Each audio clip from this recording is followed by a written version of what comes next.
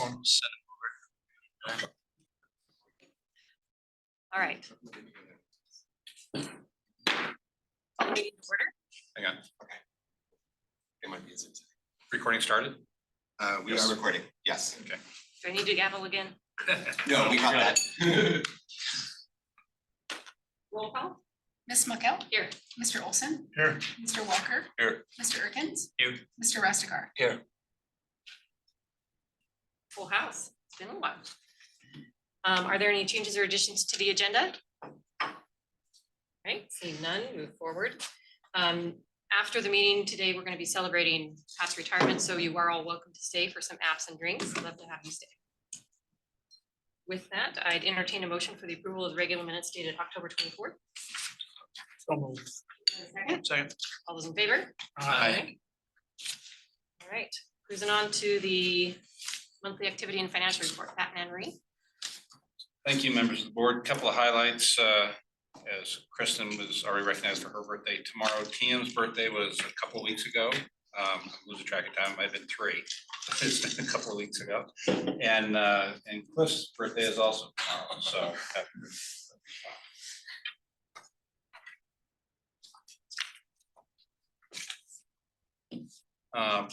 October was in excess of $1 million a month, both operationally as well as room tax wise. As mentioned, Kay Dillon and I attended IMEX in Las Vegas, and Andrew Height from Visit Boise has already done an update consolidation of the visitors that came to the booth, and there's already several pieces of potential business that resulted from IMEX this year. So successful trip. I think I talked about last month a little bit that Boise is on pretty much everybody's map. We had a lot of pop-ups, and I think I shared that even I even got scheduled for a couple of appointments because the demand was there. And normally I just sit over and talk about fly fishing and give out flies, and that wasn't the case this time. So it was a lot of fun. Cody's moved into the executive director's office. My last day of office is tomorrow. 17, sorry. Staffing levels, we're supporting over 1,000 attendees, and the sales and marketing offices are under remodel, almost done. My office has been my original office where I started 22 years ago in the corner office in the sales and marketing side. So it was back then it was the CVP offices, but so kind of interesting, go full circle, you know, from dust to dust, so to speak.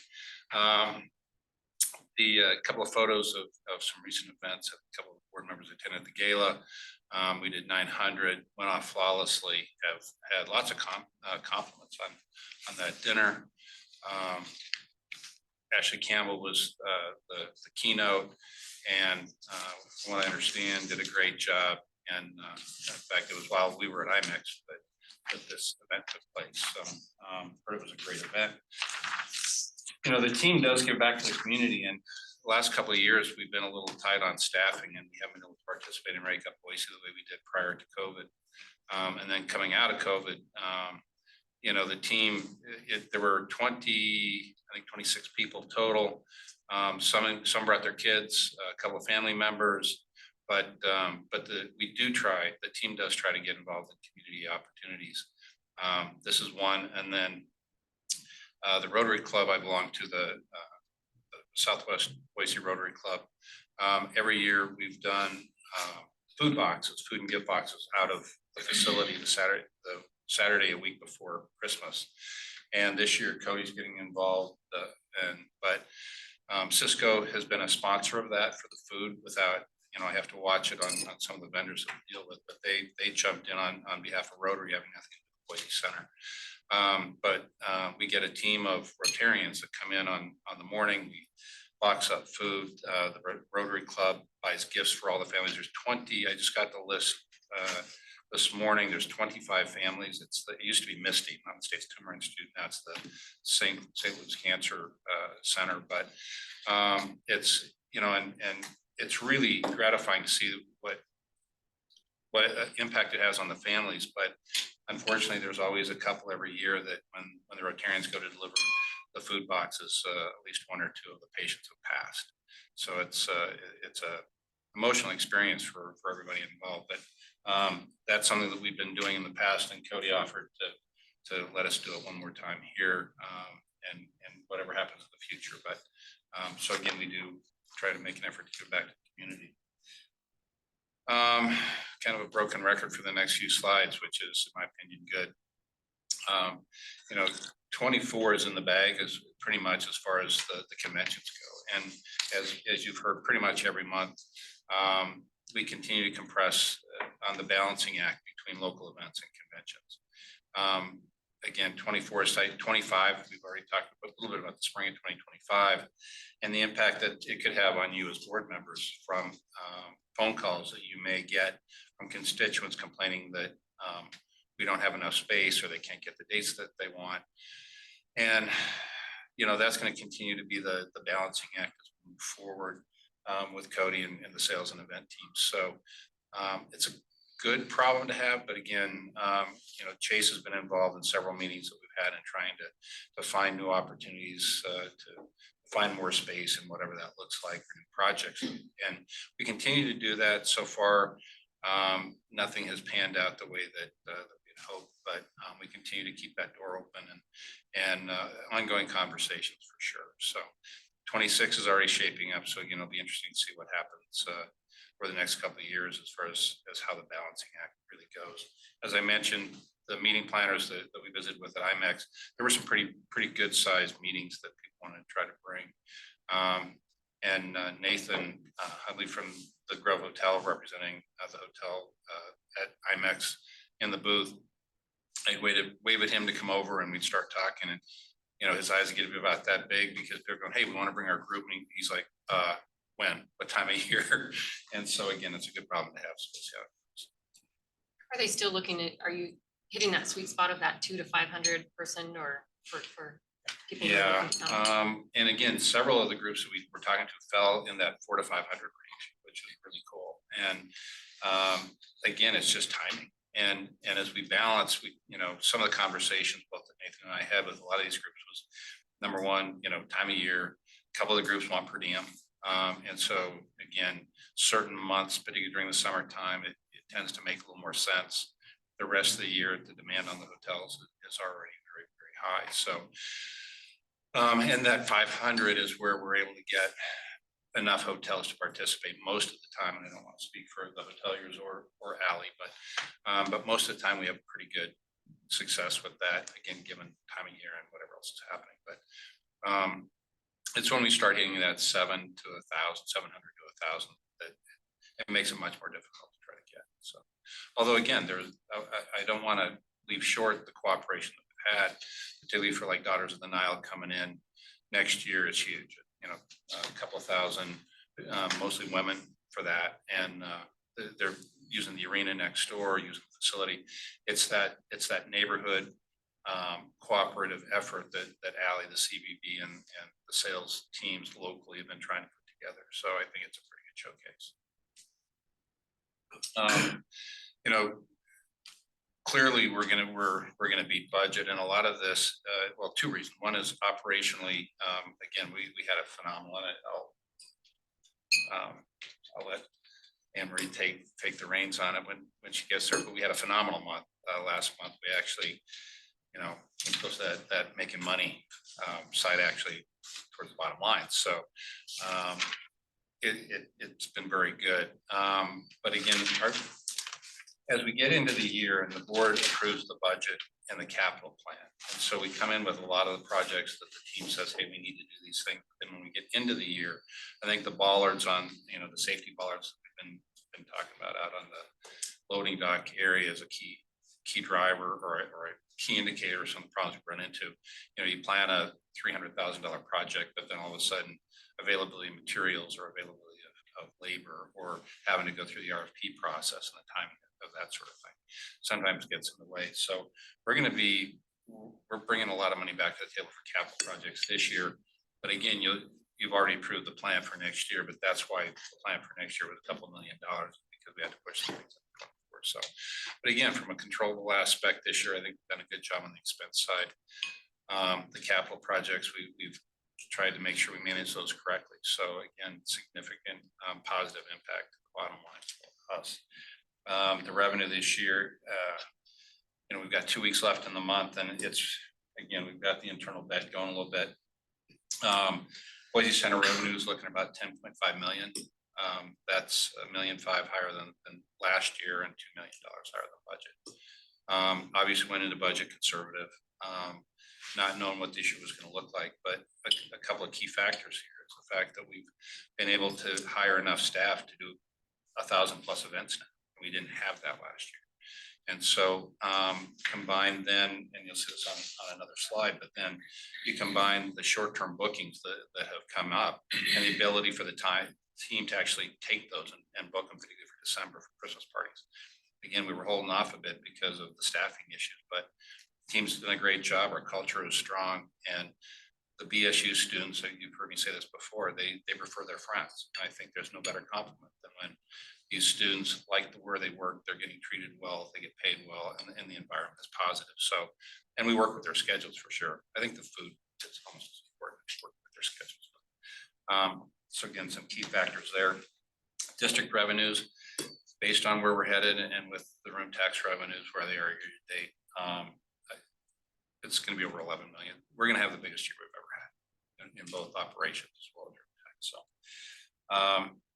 you know, food and beverage is up significantly. They're at $1.2 million, I think, over budget or over prior year. AV continues to knock it out of the park. The investment that the board has allowed us to make in buying equipment is paying dividends. So again, our revenues on the AV side, you know, we're at $1.6 million. So again, even higher than last year. So again, it's all positive. On the event side, we had a turnover in key finance position, our payroll position, but she also was, Stephanie was also involved in other aspects of finance.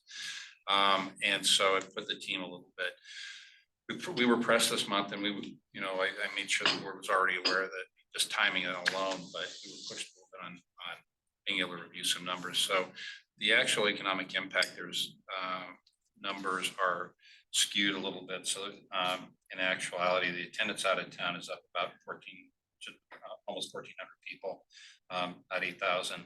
The attendance local is more, you know, we're down about 9,000 on the forecast, down to 12, obviously 12,000 total. But again, the number of events that we've been able to take short term have really boosted that local. And I still think those attendance numbers, when it comes to the end of November, it's going to be stronger than what's forecast. So again, there were just a couple of calculation errors just caught. So again, nothing negative about that. Again, we were just pressed. We didn't have a chance to review some of this as we normally do, but the team worked really, really hard to get this out. And they did a great job coordinating it. So, and kudos to the finance team for making it happen. Occupancy remains stable. You know, we talked about the demand in the market. The demand actually is back to above where it was last year. So, you know, it's fluctuating a little bit, but we're seeing strong demand, even though it's off a little bit, but it's, you know, demand and occupancies remain strong. ADR decreased a bit in September, October, but it's still exceptionally strong, which is driving the revenue side to continue above anticipation and the budget. And again, it was $1.2 million last month. So again, and Anne-Marie will have that graph on the finance side, but the market continues to be extremely strong. Madam Chair and members of the board, as Pat said, it was a great month for the center. We had $1.2 million in revenue, and the center actually had a slight profit before depreciation and interest. And I went back and just kind of looked at history, and I'm not sure that, well, Pat said there were times when that happened, but it was when the CDB expense was carried on the district side, not on the center side. So I really think we, you know, hit above break even and covered our fixed costs, and it's a pretty exciting month for everybody. I know when Cody said, he goes, it felt like over $1 million month.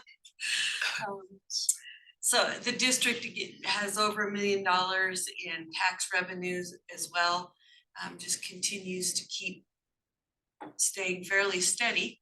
And then the aquatics is just chugging along, just $40,000 a month. So financial highlight, our forecast at this point's almost 10.9. And that's assuming that, I think it's 988. And if we hit over 1 million, it's very well, it could be over 11 million. We have a little bit of a bet trying to, who's gonna do, which one? And then, and as you can see, we're quite significantly higher than budget. Here's the Boise Center, again, a good problem to have. You can see that our revenues just continue to increase.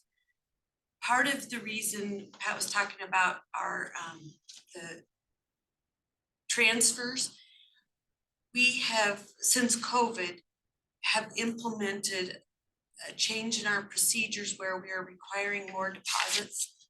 So by the time an event happens, there is 100% deposits.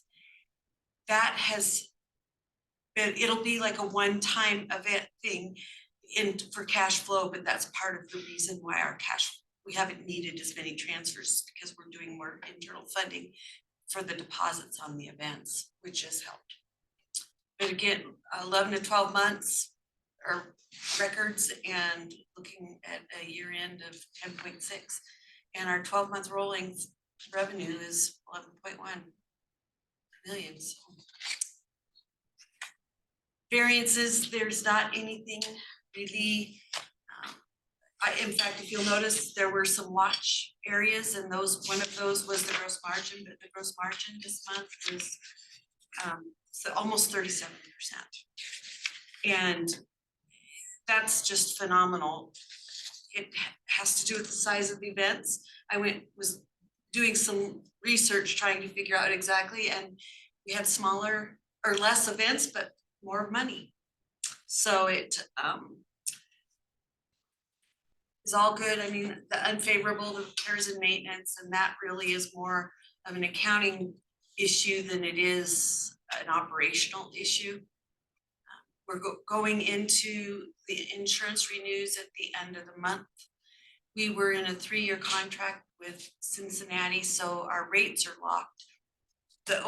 We're running into an issue with increasing real estate values of hitting their comfort level for total insurance. And so they're looking at maybe bringing in a co-insurance, or maybe we won't be insuring at full value.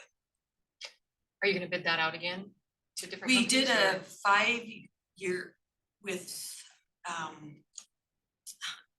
it's now Marsh and McLennan. We have a 5-year consulting contract with them.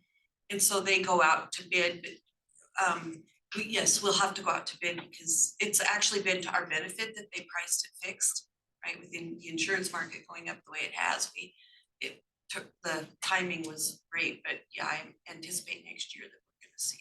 So if they don't insure at full value, do you see risk there? Well, what we've done in the past is they've insured maybe you have to be within a certain percent of replacement cost, but the theory is that you're not gonna lose all your buildings at one time. And so you not necessarily need to insure everything at full value. So you can they do a blanket which says we'll insure everything at this level, knowing that you're not gonna have total loss, and you're not gonna have, by staying below that insurance level, it provides more opportunity for bids. Otherwise, once you get above that, then the market starts to narrow down. So we'll know more as we go through the. And then the repairs and maintenance, that's been a budget thing, right? Yes, so As far as like recommendations from the auditors, right? Yes, As far as we were- changing that, and so that's been a thing every month for, right? Basically, the threshold used to be $1,000 for a capital item, It's is now been five. moved up to 5, so anything in that 1,000 to 5,000 is now hitting the expense side that would have been potentially And capitalized. so prior. next budget year, that won't be a flag because. That won't be an unfavorable, because we budgeted that appropriately. Yeah. Okay. Square foot utilization, see here that we're running along, looking historically, November looks very strong and will continue to fill in for next year. Aquatic Center, no concerns to note. Everything's going as planned. And is it after the first year, you're gonna look at the We'll probably need to do it in December because it affects the audit. Because we'll post the credit. Okay. Earned into this fiscal year. Is the contract says February 15th or something? Is that right? I've already told Cody and Anne Marie that if they want some help with how we were calculating that, and certainly with Ryan's team. How he's good thing Ryan's an accountant. Gotta watch those guys. Any questions? Any questions for Pat or Anne Marie? I'd move approval of the report. A second, Second. all those in favor? Any opposed?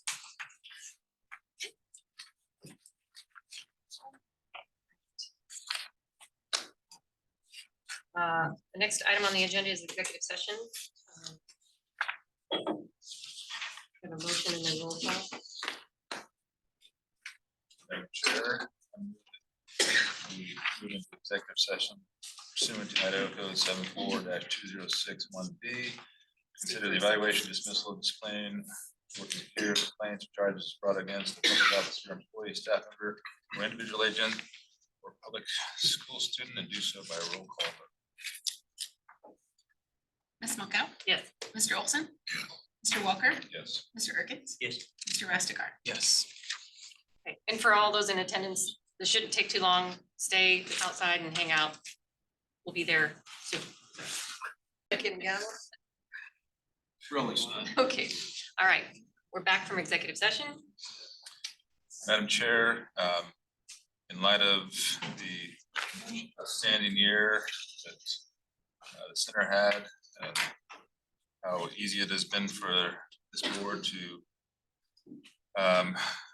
serve on for the district and in light of and in recognition of an outstanding career, I move that we provide Pat Rice with a bonus for this year of 10,000 and a career bonus of 5,000, so bonus 15,000 total. Right, do I have a second? Second. All those in favor? Aye. Any opposed? All right. Back. Thank you. All right, on to other business. A little bit of housekeeping. You should have all received the job description for the board treasurer. This is something that Mike, Pat, and Anne Marie have worked together.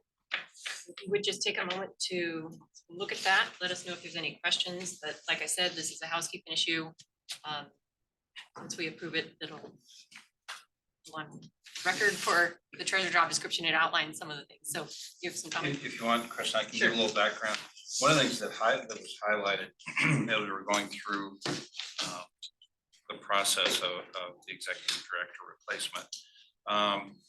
And we've been updating internally job descriptions anyway that's an HR thing we try to do every year that Stacy pushes pretty hard. So we realized that the only reference to the board treasurer's job was in the bylaws, and that it's, the position is appointed by the board. But there was really, nothing substantiated in that. And Anne Marie and I were talking, and particularly with her involved with GFOA and a couple of other organizations, that we felt strongly that there probably should be something referencing the job description for a board treasurer, because it is a government entity which has different fiscal constraints and responsibilities, more so than being the director of finance for the organization. So we started working on it, the three of us, Anne Marie, and me and Mike, and so we kept scrubbing it down until we felt that we had a solid platform for the board. Anne Marie reviewed it and then made sure again that it fit really what the role is asked to be. Asked Mike to get involved, certainly from a legal political side to make sure that we're touching all the bases. So it's not something that the board had to have, I don't think, but it's something that we felt strongly should have to give a point of reference, since in the past, the treasurer has been a board member, and until the board chose to have a staff member, the director of finance, as that role, and felt it's just in today's HR environment, it'd be good to have a job description that supported the board and so that you all could refer to as needed. So. Madam Chair, we've had this draft for some time. I'd move approval. Second. All those in favor? Aye. Any opposed? Right. Thank you for working on it. We appreciate it. All right. On to our last piece of business. I'm gonna let the board, each take a moment to thank you, but really from the board and from the district, and I can't say thanks enough from everything that you've done for the Boise Center, for the district, and for the community as a whole. I mean, all you have to do is take a look at the skyline to see your lasting impact. So I want you to be proud of everything that you've been able to accomplish here. And also just personally, I feel like I've really kind of grown up in this position, and I appreciate all your mentorship and leadership and camaraderie along the way. So I couldn't have done it without you, and I appreciate it. So thank you so much. Absolutely. Anybody else? I know that. Sure, about as 10 years, it's flown by, done a lot together. I mean, we weren't always on the same page, but you always found a way to get you there. So I appreciate that and your friendship, and look forward to seeing you out on the stream sometime. But yeah, enjoy retirement. You deserve it. Just don't shoot me if we're out hunting in the same area. Well, in a relative short amount of time I got to work with you, Pat, I got to appreciate all you've done for this community as a fellow nonprofit executive director. Just like Kristen said, when looking at the Boise skyline, I think you leave quite the legacy behind. And not to put any pressure on Cody, but those are big shoes to fill. And I want to congratulate you wholeheartedly. Yeah, I've enjoyed working with you and getting to attend a lot of meetings with you lately. Getting a great background on the last 20 years, going through, well, in this situation, we did this, this, and this. You have a mind like a steel trap, and you remember every scenario and situation. So it's been fun to learn, from your past experiences and going through that. It's been great to see you navigate through everything. So a lot of fun. When did you first come to the Red Lion? 30 years ago? About that, 1994. That's what I'm thinking, about 30 years ago. And so we've done some stuff together back in those days at the chamber, and now recently in this job. And you've done a great job, and including planning and executing your retirement. Some of us whose initials we won't mention, like in this room, can't seem to figure it out, but you figured it out. And you got it done, and you've got a staff that's just outstanding, and you can leave here knowing that the board will be taken care of. And we appreciate your service. Thank you. Just a couple of comments back.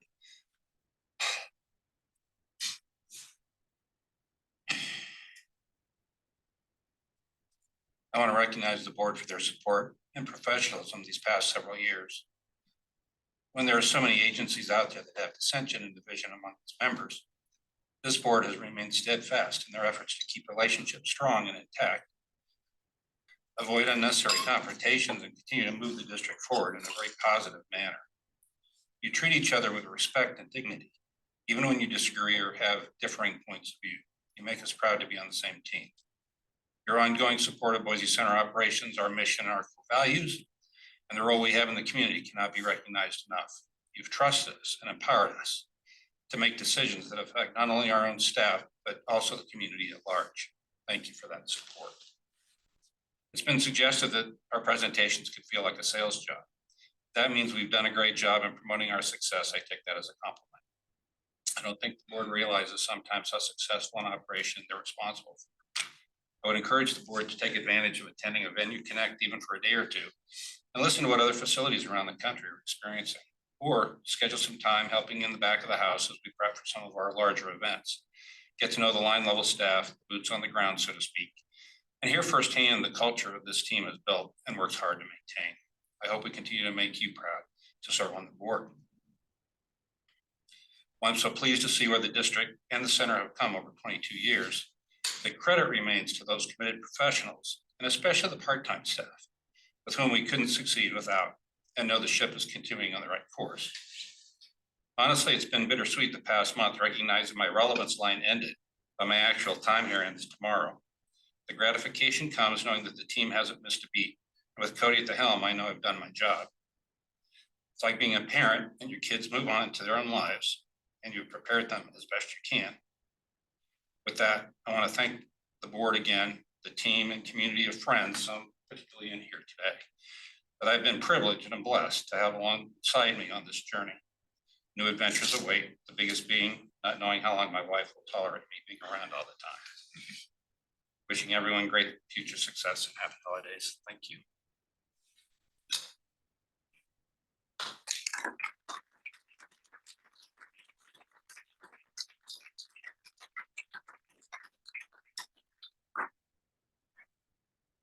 All right, thank you. I'm sure everybody will have their own comments. We would love you to stay and enjoy some drinks and refreshments and say congrats to Pat on your own. So thank you so much. Seeing no other business before the board, the meeting's adjourned. Initials of that guy who doesn't know how to retire.